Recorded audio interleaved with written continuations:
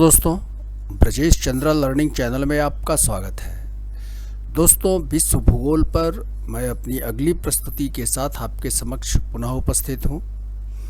प्रस्तुत वीडियो में हम लोग स्थलाकृतियों के उत्पत्ति एवं विकास में महासागरीय जल की भूमिका अर्थात role of ocean currents in origin and development of landforms, इस विषय पर चर्चा करने जा रहे हैं। तो आइए इसे देखते हैं।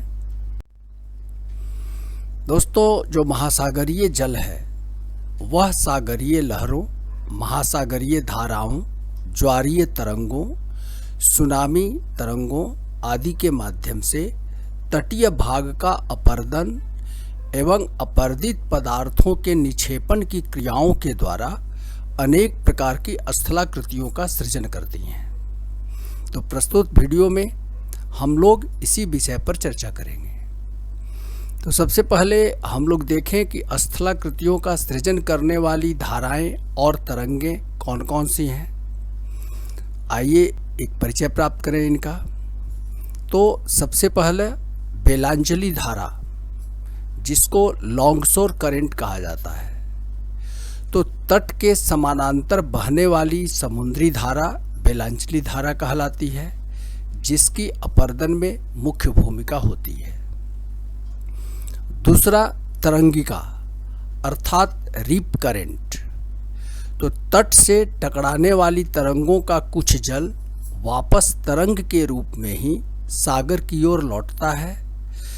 इसके द्वारा तट से अपर्दित या अपक्षयित मलबे सागर की ओर ढोए जाते हैं, तो इसे तरंगिका कहा जाता है, रीप करंट्स कहा जाता है। तीसरा सुनामी तरंगे, तो सागरीय भाग में भूकंप से उत्पन्न बड़ी बड़ी तरंगे होती हैं जो अपर्दन की क्रिया में प्रमुखता से भाग लेती हैं। तो भूकंप, सागरीय क्षेत्र में भूकंप से जो तरंगे उत्पन्न होती है उसे सुनामी तरंगे कहा जाता है। इससे आप परिचित हैं। आगे बढ़ें। चौथा है ज्वारीय तरंगे अर्थात टाइडल करेंट्स, जो समुद्री जल में जो ज्वार आते हैं उससे जो तरंग उत्पन्न होते हैं वह ज्वारीय तरंगे कहलाती हैं, टाइडल करेंट्स। इन चारों के अतिरिक्त कुछ सामान्य तरंगें भी होती हैं समुद्री जल में। ऑर्डिनरी करेंट्स, जो पवन के रगड़ से उत्पन्न होती हैं और सर्फ के रूप में टूटती हुई तट से टकराती हैं और अपर्दन करती हैं, तो ये सामान्य तरंगे हैं। तो समुद्री जल के द्वारा अपर्दन इन्हीं तरंगों के माध्यम से होता है। अब हम लोग सागरीय अपर्दन के रूप को देखें। तो दोस्तों, पिछले वीडियो में मैंने जलगतिक क्रिया अर्थात हाइड्रोलिक एक्शन, अपघर्षण, एब्रेशन, सन्निघर्षण, एट्रीशन और घोलीकरण या संक्षारण, सॉल्यूशन और कोरोजन, इस विषय पर चर्चा कर चुके हैं, जो अपर्दन के विभिन्न रूप हैं। तो ये चार महत्वपूर्ण रूप हैं अपर्दन के सागरीय जल से। और एक सागरीय जल का विशेष अपर्दन होता है, वह कहलाता है जलदाब क्रिया अर्थात वाटर प्रेशर। तरंगों के दबाव के द्वारा तटीय चट्टानों की संधियों तथा दरारों में स्थित वायु संपीड़ित होकर, प्रेशराइज्ड होकर के चट्टानों को तोड़कर तथा बहाकर ले जाती हैं। इसे नोचिंग भी कहा जाता है। तो महासागरीय जल के अपर्दन के ये 5 रूप हैं: जलगतिक क्रिया, अपघर्षण, सन्निघर्षण, घोलीकरण या संक्षारण तथा जलदाब क्रिया। आइए आगे बढ़ें। अब महासागरीय जल के अपर्दन से जो स्थलाकृतियां निर्मित होती हैं, आइए उनको देखें। तो पहला है क्लिफ, दूसरा तरंग घर्षित बेदी, तीसरा है समुद्री कंदरा एवं संबंधित स्थल रूप। समुद्री कंदराओं में ये 5 प्रकार के स्थल रूप निर्मित होते हैं। पहला प्राकृतिक चिमनी या वात छिद्र, नेचुरल वेंट, प्रवेश द्वार या निवेशिका और क्रीक इनलेट एंड क्रीक, समुद्री या प्राकृतिक मेहराब, नेचुरल आर्क, स्टैक, अंडाकार कटान या लघु निवेशिका अर्थात कोव। आइए इनकी विशेषताओं को देखें। तो सबसे पहला जो स्थल रूप है जो महासागरीय जल से निर्मित है वह क्लिफ कहलाता है।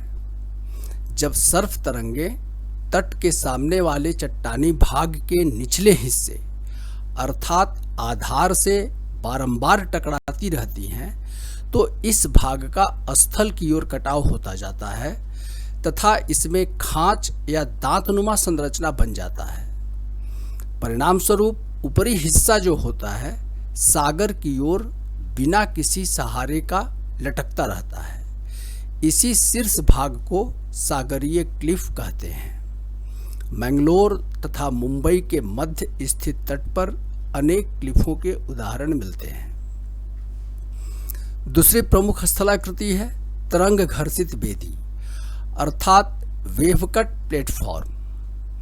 तो क्लिफ निर्माण की प्रक्रिया में तरंगाग्रवर्ती चट्टान के आधार में अर्थात तरंग के सामने वाला जो चट्टानी हिस्सा होता है उसमें लगातार स्थल की ओर कटाव होता जाता है तथा तीव्र ज्वारीय तरंगों के द्वारा क्लिफ टूट करके पीछे की ओर सरकता जाता है। परिणाम स्वरूप क्लिफ के सामने तटीय भाग पर स्थित जो क्लिफ का मलबा होता है वह सागर की ओर लौटते जल के साथ सागर में जाता है। इस क्रम में यह मलबा क्लिफ के सामने उच्च भाग को अपर्दित तथा निम्न भाग में निक्षेपित होता जाता है। इससे क्लिफ के सामने सागर तट पर एक मैदान का निर्माण हो जाता है जिसे तरंग घर्षित बेदी अर्थात तरंग के घर्षण से निर्मित बेदी या प्लेटफॉर्म कहा जाता है। महाराष्ट्र के रत्नागिरी जिले के तटीय भाग में तरंग घर्षित बेदी का उदाहरण मिलता है। इस रेखा चित्र में आपको तटीय क्लिफ और तरंग घर्षित बेदी के निर्माण की प्रक्रिया बतलाई गई है। जो सागरीय तरंग है जब तट के सहारे टकराती है तट से तो धीरे धीरे इसका अपरदन होता है और ऊपरी भाग सागर की ओर बिना किसी सहारे के लटकता है तो यह भाग क्लिफ कहलाता है। और ज्यों-ज्यों ये अपरदन का कार्य तट की ओर होता जाता है तो ये मलबा जो सागर की ओर लौटता है तो जो खांचनुमा संरचना है तो उसको अपरदित करता हुआ जाता है और जो गड्ढे होते हैं उसमें उस मलबे का निक्षेपण भी होता है जिससे यह एक मैदान का रूप धारण कर लेता है। तो इसे तरंग घर्षित बेदी कहा जाता है। आगे बढ़ें। अब जो अगली महत्वपूर्ण स्थलाकृति है वह है समुद्री कंदरा।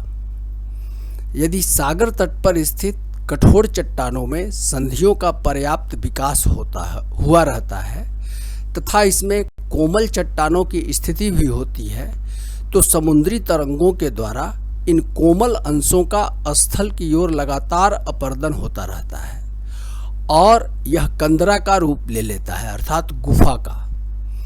यह कंदरा कभी अस्थायी नहीं होता क्योंकि तरंगों के काटछांट से इसका रूप बदलता रहता है। और जो संबंधित जो स्थल रूप हैं इस समुद्री कंदरा के आइए उन्हें देखते हैं। तो पहला है प्राकृतिक चिमनी या वात छिद्र नेचुरल वेंट। तो कंदरा के अंदर तरंगों के जलदाब से जब अंदर की वायु संपीड़ित होती है प्रेशराइज्ड होती है तो यह कंदरा के छत में कुछ स्थानों पर छेद करती हुई बाहर निकल जाती है तो इसे प्राकृतिक चिमनी कहा जाता है जिस छेद के सहारे संपीड़ित वायु बाहर निकलती है। उसी तरह प्रवेश द्वार या निवेशिका और क्रीक ये अगली महत्वपूर्ण स्थलाकृति है जो समुद्री कंदरा से संबंधित है। तो जब कंदरा की छत बड़े पैमाने पर ध्वस्त होकर के गिर जाती है तो छोटी छोटी खाड़ियों का निर्माण होता है। इसे प्रवेश द्वार या निवेशिका कहा जाता है। ये संकरी होती हैं और इनका छोटा रूप जो होता है उसी को हम लोग क्रीक कहते हैं। आइए देखें इसे। ये गुजरात के तट पर जो ये भारत के मैप में जो आप देखते हैं तो यह क्रीक कहलाता है, और प्रवेश द्वार या निवेशिका जो है वो ये भाग जो महाराष्ट्र के तट से जुड़ा हुआ है, यह निवेशिका कहलाती है। आगे बढ़े। अब अगली महत्वपूर्ण स्थलाकृति है जो समुद्री कंदरा से जुड़ी हुई है, वह है समुद्री या प्राकृतिक मेहराब, नेचुरल आर्क। तो जब सागर तटीय चट्टानों का सागर की ओर विस्तार हुआ रहता है तो इसके दोनों पार्श्वों की ओर से बीच के कोमल चट्टानों का, जो प्रायः लाइमस्टोन होता है, कटाव करके तरंगे जो है कंदराओं का निर्माण करती हैं दोनों तरफ से। जब दोनों तरफ से कंदराएं विस्तृत होकर के आपस में मिल जाती हैं तो प्राकृतिक या समुद्री मेहराब का निर्माण होता है। इसके बीच से समुद्री जल बहता रहता है। और स्टैक क्या है? तो समुद्री या प्राकृतिक मेहराब जो होते हैं वो अस्थायी नहीं होते हैं, क्योंकि सागरीय तरंगों के अपरदन के कारण इस मेहराब की ऊपरी छत ध्वस्त हो जाता है। इस क्रम में सागर की ओर वाला चट्टानी भाग सागर से अलग हो जाता है और ऊर्ध्वाधर स्तंभ के रूप में खड़ा रहता है। इसी को स्टैक या सागरीय स्तंभ कहा जाता है। आइए रेखा चित्र में इसे देखें। ये प्राकृतिक मेहराब है। ये चट्टानी भाग जो है तट का वो सागर की ओर निकला रहता है। तो दोनों तरफ से समुद्री तरंगे कोमल चट्टानों को काटती हैं, और जब दोनों कंदराएं आपस में मिल जाती हैं तो ये नेचुरल आर्क जो है निर्मित होता है। बाद में अपक्षयित होता हुआ इस कंदरा का छत जब ध्वस्त हो जाता है तो ये भाग जो है बिना किसी सहारे के स्तंभ के रूप में खड़ा रहता है सागर में। तो इसे ही स्टैक कहा जाता है। आगे बढ़ें। अब अगली स्थलाकृति जो है वह अंडाकार कटान या लघु निवेशिका अर्थात कोब कहलाती है। आइए इसकी विशेषताओं को देखें। तो जब सागर तट पर संधियुक्त कठोर चट्टानों के पीछे स्थल की ओर कोमल चट्टानें स्थित होती हैं, तब सागरीय जल संधियों से प्रवेश करके पिछले कोमल चट्टानों का तरंगिका के माध्यम से अपरदन करती है। इस क्रिया में सामान्यतः अपरदन जो होता है वह घोलन क्रिया के रूप में होता है। अतः कोमल चट्टानों वाले भाग में अंडाकार संरचना बन जाती है। इसे ही लघु निवेशिका कहा जाता है। जब पीछे स्थित कोमल चट्टानों का पूर्ण अपरदन हो जाता है तो कठोर चट्टानें समुद्र में टापुओं की भांति स्थित हो जाती हैं। इस रेखा चित्र से आप इसे समझ सकते हैं कि ये कठोर चट्टानें हैं और इन कठोर चट्टानों के पीछे कोमल चट्टानें हैं। तो इन संधियों से समुद्री जल प्रवेश करता है और घोलीकरण के माध्यम से इन चट्टानों का अपरदन करता है। तो आगे कठोर चट्टानें अपक्षयित अपरदित नहीं होती हैं, जबकि पीछे की कोमल चट्टानों का अपरदन हो जाता है और यह संरचना यह अंडाकार रूप में दिखाई देती है। इसे ही कोह कहा जाता है। और जब पूर्ण रूप से पीछे की चट्टानें अपरदित हो जाती हैं तो फिर जो कठोर चट्टानें हैं टापुओं की भांति समुद्र में दिखाई देती हैं। आगे बढ़ें। अब हम लोग महासागरीय जल के निक्षेपण से निर्मित स्थलाकृतियों को देखते हैं। तो इनमें जो प्रमुख स्थलाकृतियां हैं वह तरंग निक्षेपित वेदी है, वेव डिपोजिटेड प्लेटफॉर्म, दूसरा पुलीन, तीसरा रोधिका या रोध। रोधिका या रोध जो है वो की विभिन्न रूप हैं इनके, जैसे अपतट रोधिका, स्केरी, स्पीट, हुक, लूप या छल्ला, पंखायुक्त शीर्ष स्थल। तो आइए इनकी विशेषताओं को देखें। सबसे पहले तरंग निक्षेपित वेदी, वेव डिपोजिटेड प्लेटफॉर्म। तो तरंग घर्षित वेदी के निर्माण के समय जब अपरदित मलबा तरंग घर्षित बेदी से सागर की ओर बढ़कर के निक्षेपण का कार्य करता है, तो इससे निक्षेपित प्लेटफॉर्म जो होता है वह तरंग निक्षेपित बेदी कहलाता है। इसी तरह पुलिन उच्च ज्वार तथा निम्न ज्वार तल के नीचे वाले चट्टानों में सागरीय तट के सहारे जब सागरीय तरंगों का मलबा का निक्षेप होता है, तब इससे निर्मित स्थल रूप पुलिन कहलाता है। इसके कारण तट का भाग कुछ उथला हो जाता है। इसका प्रमुख उदाहरण है त्रिवेंद्रम, दीर्घा बीच, मेरीना बीच। इसमें कई पुलिन के उदाहरण मिलते हैं। इसी प्रकार रोध और रोधिका अगली महत्वपूर्ण स्थलाकृति है। बार एंड बैरियर्स, तो तरंगों तथा धाराओं के द्वारा निक्षेपण के कारण निर्मित कटक या बांध जो है वह रोधिका कहलाता है। रोध तथा रोधिका में मुख्य अंतर यह है कि रोधिका जल के नीचे रहती है या फिर उच्च ज्वार के समय अवश्य डूब जाती है, जबकि रोध जो होता है वो हमेशा जल के ऊपर रहता है। विभिन्न प्रकार की धाराओं एवं तरंगों के कारण विभिन्न प्रकार की रोधिका एवं रोध का निर्माण होता है। जैसे अपतट रोधिका, ऑफशोर बार्स जो होते हैं, जब रोधिकाओं का निर्माण तट से दूर तथा तट के समानांतर होता है तो इसे अपतट रोधिका कहा जाता है। नीलेश्वर एवं कन्नानूर के मध्य अपतट रोधिका का उदाहरण मिलता है। एस्केरी, जब कई अपतट रोधिकाएं एक साथ एक जगह पर स्थित हों तो वह एस्केरी कहलाती है। स्पीट अगली प्रमुख स्थलाकृति है। तो जब सागरीय मलबा का निक्षेप रोधिका के रूप में तट के लंबवत सागर की ओर होता है, तब वह स्पीट कहलाता है। इसे भूजिह्वा भी कहा जाता है। चिल्का के मुहाने पर इसका उदाहरण मिलता है। इसी प्रकार हुक, विस्तारित होता हुआ स्पीट, इसको जब तूफानी तरंगों के द्वारा तट की ओर मोड़ दिया जाता है तो इससे जो एक हुकनुमा आकृति बन जाती है, इसे ही हुक कहा जाता है। और जब एक ही स्पीट में कई हुकों का निर्माण हो जाता है तो उसे मिश्रित हुक कहा जाता है। इसी प्रकार लूप या छल्ला, जब विरोधी धाराएं बेलांचली धारा से अधिक प्रबल होती है तो स्पीड को मोड़ करके पुनः तट से जोड़ देती है, तो इसे लूप या छल्ला कहा जाता है।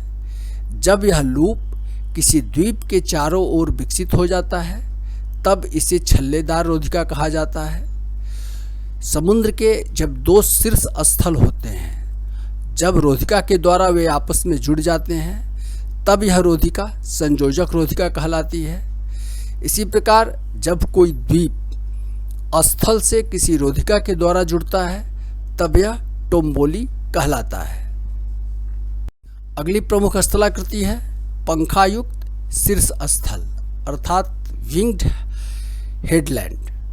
तो जब कभी बेलांचली प्रवाह द्वारा शीर्ष स्थल के दोनों ओर मलबा का निक्षेप कर दिया जाता है तो इसे पंखायुक्त शीर्ष स्थल कहा जाता है। आइए इन विभिन्न रोध और रोधिकाओं के द्वारा निर्मित स्थलाकृतियों को हम रेखाचित्र के माध्यम से समझें। तो ये जो टोम्बली है, ये द्वीप है। द्वीप इस रोधिका से जुड़ जाता है तब यह टोम्बलो कहलाता है। अपतट रोधिका जो होती है ये तट के समानांतर लगभग इसका निर्माण होता है, यह अपतट रोधिका कहलाती है। ये स्पीट है, सागर की ओर इसका विस्तार होता है और एक ही स्पीट में जब हुकनुमा संरचना बन जाती है तो ये हुक कहलाता है। इसी प्रकार छल्लेदार रोधिका है कि जब हुक को धाराओं के द्वारा मोड़ करके पुनः सागर ये स्थल भाग से जोड़ दिया जाता है तो ये लूप या छल्लेदार रोधिका कहलाती है। दोस्तों इस वीडियो में बस इतना ही। दोस्तों यदि मेरी यह प्रस्तुति आपको उपयोगी लगी है तो कृपया मेरे इस वीडियो को लाइक करें और अभी तक आपने मेरे इस चैनल को सब्सक्राइब नहीं किया है तो इसे सब्सक्राइब अवश्य करें। धन्यवाद।